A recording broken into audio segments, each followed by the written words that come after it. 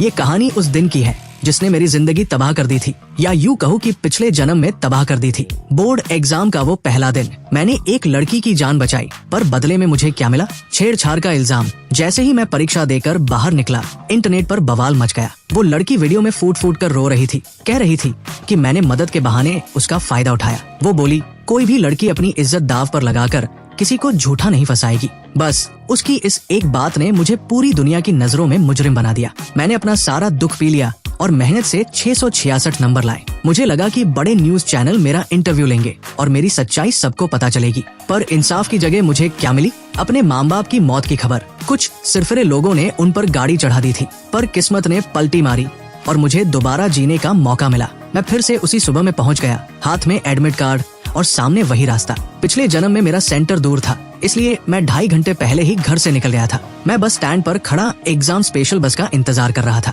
तभी बगल में खड़ी एक लड़की, वही जेंग्यू, अपना सीना पकड़कर अचानक जमीन पर गिर पड़ी। मेरी माँ नर्स है, उन्होंने मुझे CPR सिखाया था। मैंने बिना सोचे समझे उसकी जान बचाई, एम्बुलेंस का इंतजार किया और फिर भागते भागते सेंटर पहुंचा। पर जब एग्जाम देकर बाहर निकला और फोन चालू किया तो पैरों तले जमीन खिसक गई। जेंग्यू ने अस्पताल के बिस्तर से रोते हुए वीडियो डाल दिया था कि मैंने उसके बेहोशी का फायदा उठाया। वो पुराना बस स्टैंड था, कोई CCTV नहीं था, कोई गवाह नहीं था। सबने मुझे गालियां दी। मेरी माँ को अस्पताल में बेइज्जत किया गया। पापा की छोटी सी हॉटपॉट की दुकान तोड़फोड़ दी गई। मुझे लगा कि अच्छे नंबर लाऊंगा तो शायद दुनिया मेरी बात सुने, पर जिस दिन मेरा रिजल्ट आया उसी दिन जेंग्यू ने अस्पताल की छत से कूदकर जान दे दी। उसके घर वाले हमारे घर के बाहर 20 लाख के मुआवजे का बैनर लेकर बैठ गए। मेरे पापा जब सामान लेने निकले तो कुछ न्यूज वालों के चक्कर में उनकी गाड़ी का एक्सीडेंट हो गया और वो दोनों मुझे अकेला छोड़ गए। मैं बदहवास होकर घर पहुंचा तो सीढ़ियों पर तेल गिरा था। मेरा पैर फिसला और सिर सीधे कंक्रीट पर जा लगा।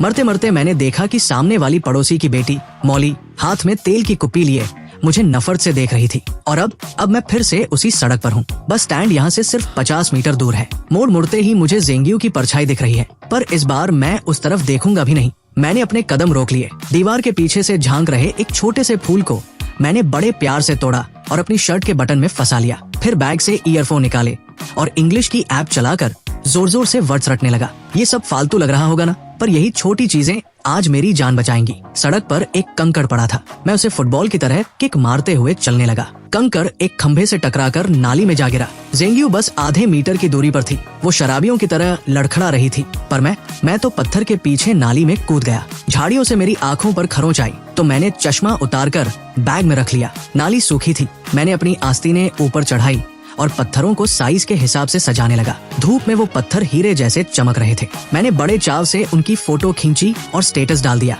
पिछले जन्म में इस वक्त मैं उसकी छाती दबाकर उसकी जान बचा रहा था और आज मैं यहाँ पत्थरों से खेल रहा हूँ। मैंने एक दिल के आकार का पत्थर उठाया, उसे टिश्यू पेपर से रगड़ रगड़ कर साफ किया और सूरज की रोशनी में ऊपर उठाकर जोर से चिल्लाया, हार्ट। मैं तो गाने भी गाने लगा। बिना चश्मे के मुझे सब धुंधला दिख रहा था, बस हरियाली नजर आ रही थी। तभी मोगरे के फूलों की खुशबू आई। लोहे की जाली के पीछे एक दादाजी पौधों को पानी दे रहे थे। उनके घर की छत पर लगा कैमरा सीधे मेरी तरफ था। मैंने हेडफोन हटाकर कहा, राम राम दादाजी, आपके मोगरे की खुशबू तो मोहल्ले भर में महक रही है। वो खुश हो गए, बोले, बेटा पेपर देने जा रहे हो? मैंने हाँ कहा। उन्होंने मुझे ढेर सारे सुंदर फूल तोड़ कर दिए। इस सब में 10 मिनट और निकल गए। तभी कुछ आंटियां झोला लेकर बस स्टैंड की तरफ आती दिखी। मैं फूलों का गुच्छा लेकर उनके पीछे पीछे चलने लगा। एक आंटी ने मुड़कर पूछा, अरे बेटा, ये फूल कहाँ से लाए? मैंने मुस्कुराते हुए अपना चश्मा पहना और कहा, आंटी आपको पसंद है, ये लीजिए। मैंने सारे फूल उन्हें बांट दिए। जब हम बस स्टैंड पहुँचे,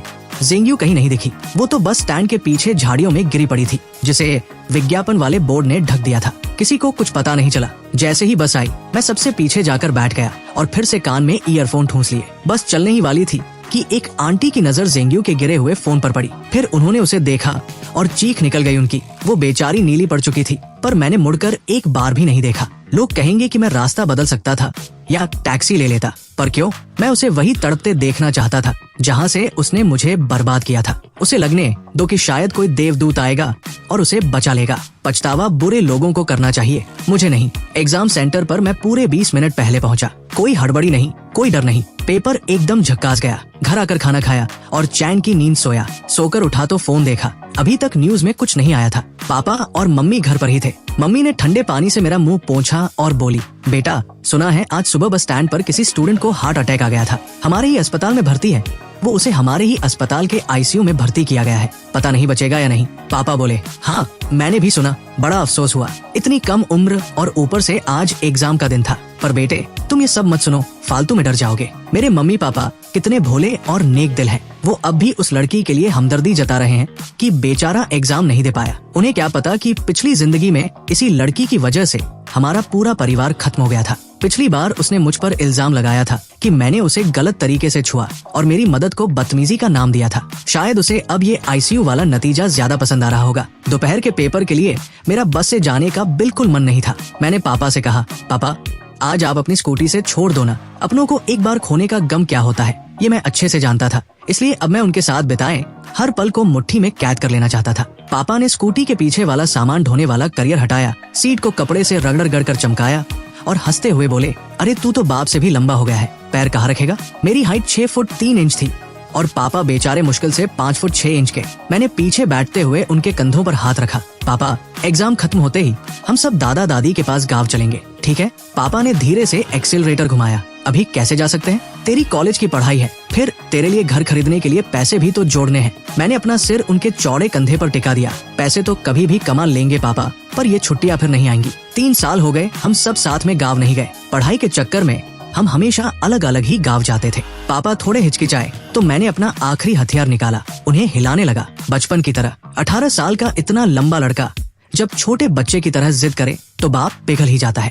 अरे ओए सीधा बैठ, गिराएगा क्या। पापा खिलखिला कर हंसे। ठीक है भाई, कल का माल उतर गया है, बस 1 दिन और दुकान खोलूंगा, फिर परसों सीधे गाँव, वही तेरा रिजल्ट देखेंगे, दादा दादी भी खुश हो जाएंगे। एग्जाम सेंटर पहुंचकर जब मैंने पीछे मुड़कर देखा, पापा अपनी स्कूटी थामे बड़े प्यार से मुझे देख रहे थे। मेरी आंखें भर आई। मैंने मुक्का दिखाकर उन्हें ऑल द बेस्ट कहा और अंदर चला गया। पेपर एकदम जबरदस्त हुआ। आखिर मैं अपने स्कूल का टॉपर जो था। अगर ज़ेंग्यू वाला कांड न होता तो मेरा भविष्य कितना सुनहरा होता। शाम को पापा फिर लेने आए। हांग हांग, थका तो नहीं, भूख लगी है, पानी पिए जा। उन्होंने थर्मस से पानी पिलाया। मैंने अंगड़ाई ली और कहा, पापा बस अब सोना है। पिछले जन्म में उस हादसे के बाद मैं एक रात चैन से नहीं सोया था। आज तो नींद जैसे आंखों पर चढ़ी जा रही थी। घर पहुंचा, मम्मी नाइट शिफ्ट पर थी। पापा खाना बनाने लगे और मैं नहाकर कमरे में आ गया। इंटरनेट पर अभी भी सन्नाटा था। ज़ेंग्यू की हालत बहुत खराब थी, पर मुझे पता था कि उसके घर वाले कितनी बड़ी आफत है। असली ड्रामा तो अब शुरू होगा। वैसे ज़ेंग्यू मेरी जूनियर हाई स्कूल की क्लास में थी, पर मुझे उसका चेहरा तक याद नहीं था।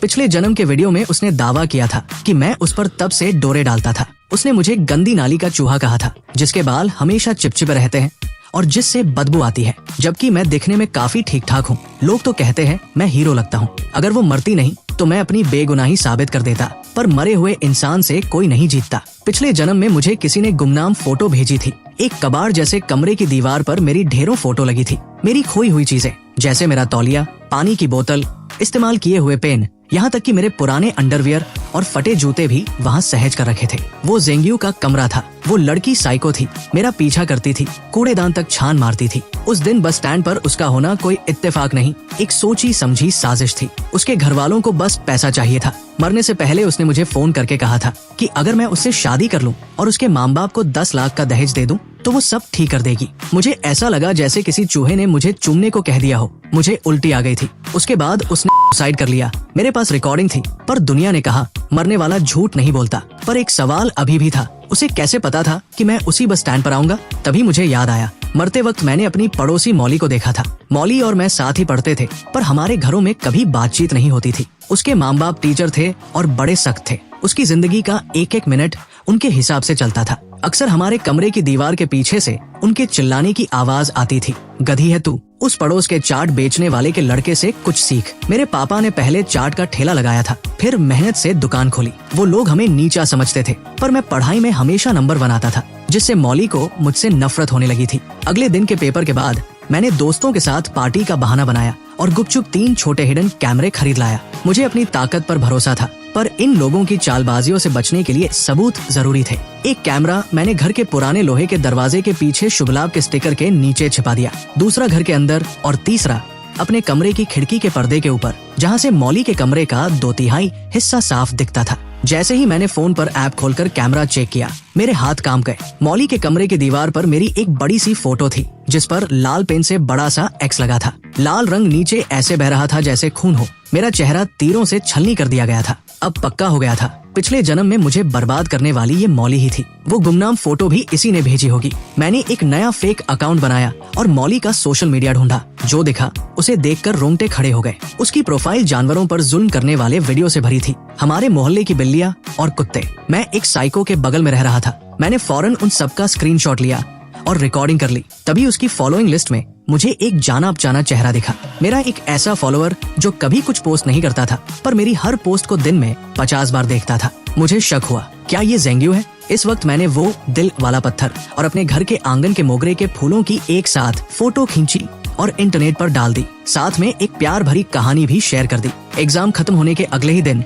मम्मी ने अपनी 15 दिन की छुट्टी ले ली। पापा ने दुकान पर ताला जड़ा और हम तीनों सीधे अपने गांव निकल गए। जब गांव वालों ने गले लगाया तब जाकर कलेजे को ठंडक मिली। पिछले जन्म का वो सारा डर और तनाव जैसे कहीं गायब हो गया। मैं अपने छोटे भाइयों और कुत्ते के साथ खेतों में पागलों की तरह दौड़ता खेलता, पर मेरी नजर अभी भी ज़ेंग्यू की खबरों पर थी। उम्मीद के मुताबिक आईसीयू में 6 दिन रहने के बाद उसे होश आ गया और बिल्कुल पिछले जन्म की तरह उसने इंटरनेट पर रोना धोना शुरू कर दिया। उसने बस स्टैंड पर मौजूद उन 7 आंटियों, बस ड्राइवर और मुझ पर इल्जाम लगाया कि हमने उसे मरते हुए छोड़ दिया। उसकी हालत सच में तरस खाने लायक थी। दिल का दौरा पड़ने और इलाज मिलने के बीच 40 मिनट का गैप हो गया था, जिससे उसके शरीर की बैंड बच चुकी थी। अब उसे जरा सा भी झटका लगता तो उसकी जान जा सकती थी। दिमाग की कोशिकाओं को गहरा नुकसान पहुंचा था।